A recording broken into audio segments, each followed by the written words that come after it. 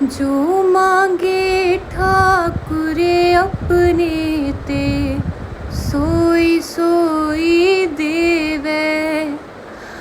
नानक दास मुख ते जो बोले इहा उहा सच होवे।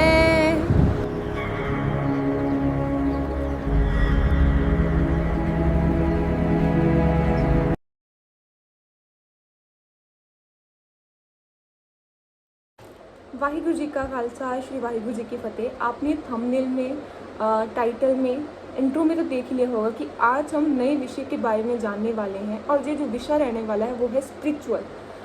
यानी कि आज हम spirituality, soul connection with the God, manifestation, कि हम गुरबानी के ज़रिए मैनिफेस्टेशन कैसे कर सकते हैं।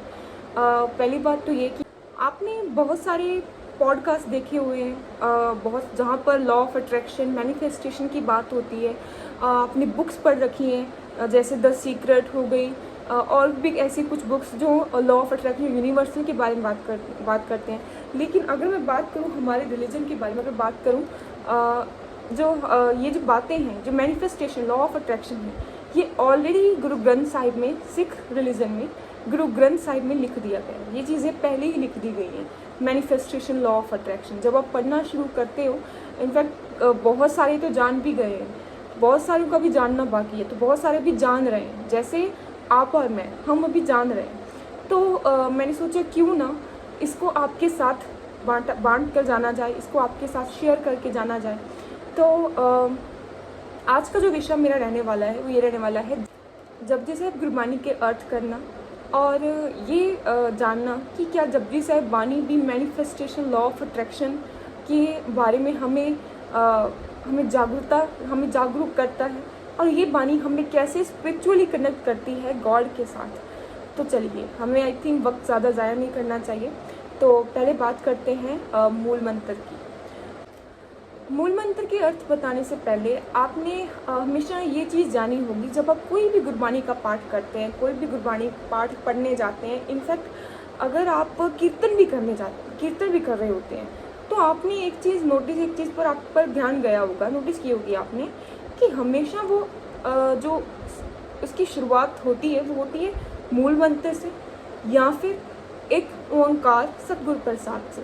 तो ऐसा क्यों? तो हम जब भी गुरबानी पढ़ने जा रहे होते हैं तो उसमें सबसे पहले एक ओंकार सतगुरु प्रसाद क्यों लिखा होता है?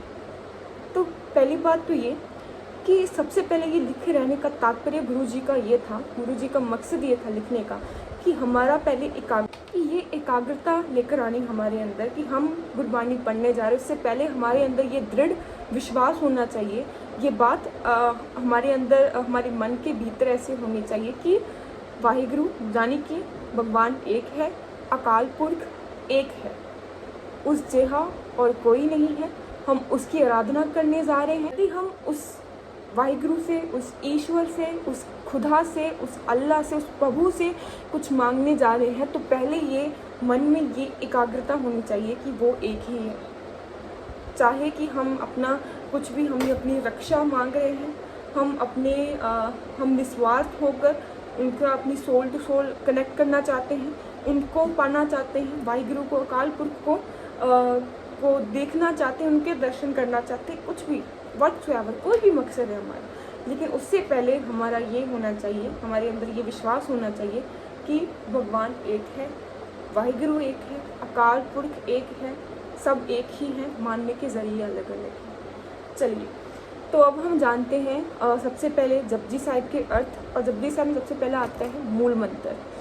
मूल मंत्र बानी का जाप एक इकलौता ऐसा जाप है कि आपका जो मन है वो एक जगह पर ठहराव लाने के लिए किया जाता है।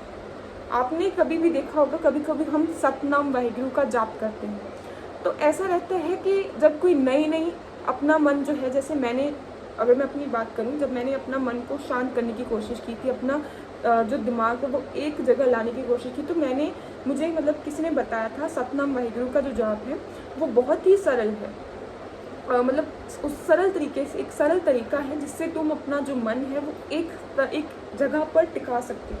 तो मैंने वो किया, लेकिन मेरा मन नहीं टिका, तो इस मैंने किया जाप, मतलब मैंने बार 20 से 25 मिनट कंटिन्यूसली हर 5 मिनट, लेकिन मेरा मन नहीं किया, मेरा मन जो है वो एक जगह पर नहीं टिका। तो फिर उसके बाद मैंने खुद से मैंने कहा कि क्यों ना कुछ देर के लिए मैं जाप बदलूँ, तो मैं अगर मूल मंत्र का पाठ कर लूँ। तो जब मैंने मूल मंत्र का पाठ एक बार किया, 2 बार किया, तीसरी बार अर्थ के साथ किया, मेरा ध्यान पूरा एक तरफ चला गया। मतलब मेरा ध्यान एक जगह पर, मन जो इधर उधर भटक रहा है, क्योंकि हमारा मन कैसा होता है, हम एक जगह पर होते हैं, मन कहीं और होता है। तो उस वक्त मेरा मन एक जगह पर आ गया था मूल मंत्र का जाप करने से।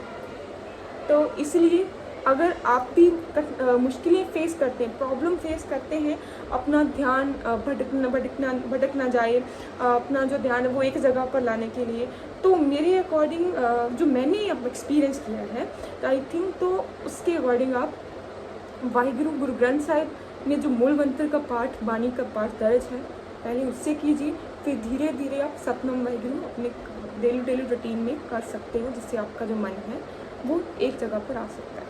चलिए अब हम अर्थ के बारे में बात करते हैं। सबसे पहले आता है एक ओंकार, जिसका मतलब ये है अकाल पुरख एक है, गॉड इज वन।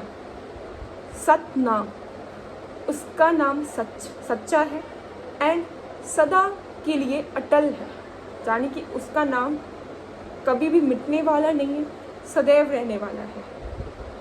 फिर आता है कर्ता पुरख, वो सब कुछ करने वाला है, सब कुछ बनाने वाला है, और सब कुछ बनाकर उसमें खुद व्यापक है, यानी कि वो सब कुछ बनाकर उसमें कण कण में बसा हुआ है। अगर मैं कुदरत की बात करूं तो कुदरत क्या है, भगवान की बनाई गई है, ईश्वर की बनाई हुई कुदरत है। और ऐसा कहा जाता है कि जब इंसान कुदरत के नज़दीक होता है वो भगवान के नज़दीक होता है। तो अगर आप वहाँ, जब सपोज़ आप नदियों के पास जाते हैं, आप पहाड़ों के पास जाते हैं, अगर वहाँ पर आप जाप करते हैं ना, तो वहाँ पर मन को इतना टिकाऊ मिल जाता है कि जैसे मानो आपको भगवान ही मिल गया। तो वहाँ पर आप ये चीज़ फील करते हैं कि वो कण कण में है, वो हर चीज़ में समा रखा है। तो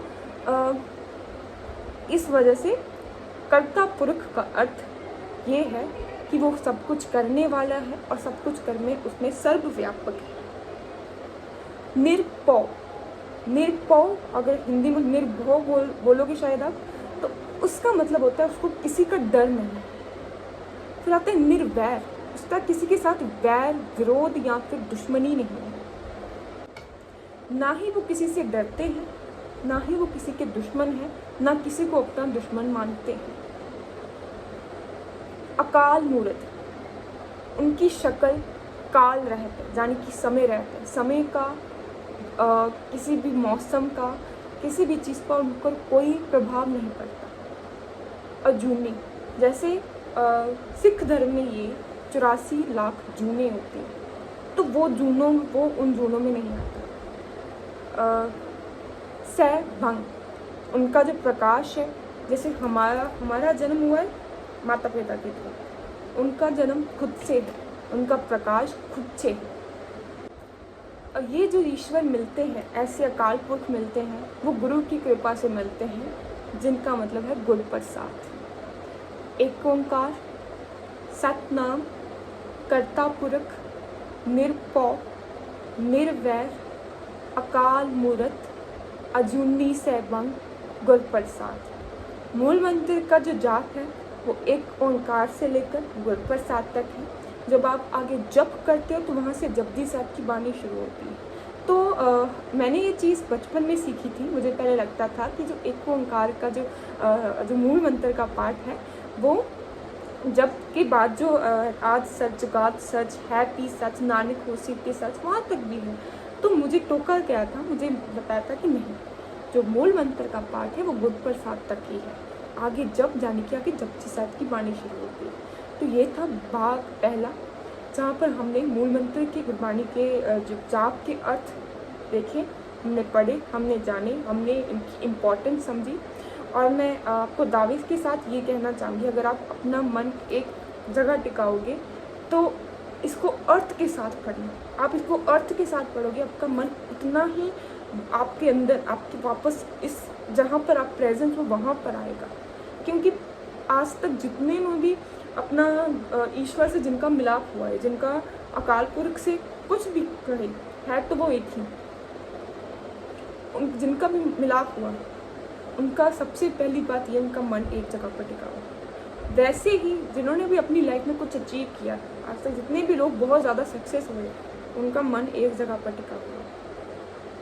सो जब आप जाप करते हो, पहले आप फील करो खुद को।